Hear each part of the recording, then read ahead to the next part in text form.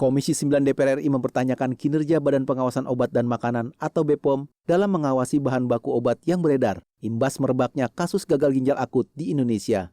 Indonesia dikejutkan dengan adanya penyakit gagal ginjal akut yang sebagian besar menyerang anak-anak.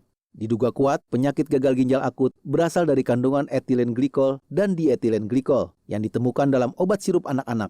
Hingga tanggal 1 November 2022, kasus gagal ginjal akut mencapai 325 kasus dengan 178 diantaranya meninggal dunia.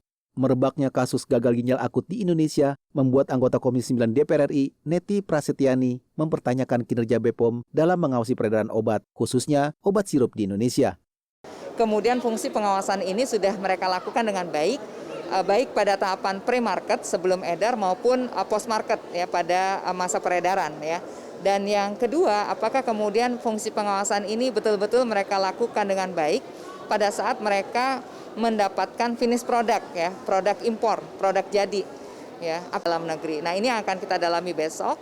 Dan kenapa kemudian muncul izin edar kalau kemudian ada cemaran yang melampaui ambang batas aman. Anggota Komisi 9 DPR RI lainnya, Elva Hartati, juga mempertanyakan kinerja BPOM dalam mengawasi obat-obat yang beredar di Indonesia. Ia bahkan mendorong pembentukan panja untuk mengusut tuntas kasus gagal ginjal akut hingga ke akar-akarnya. Itulah kita membentuk panja. Di dalam panja nanti kita telusuri, itu baru ketahuan. Kalau sekarang mereka belum ada yang mau ngaku siapa yang tanggung jawab. Nggak ada. Ini lama nih, panjang nih. Ken Hilman dan Edo, TVR Parlemen melaporkan.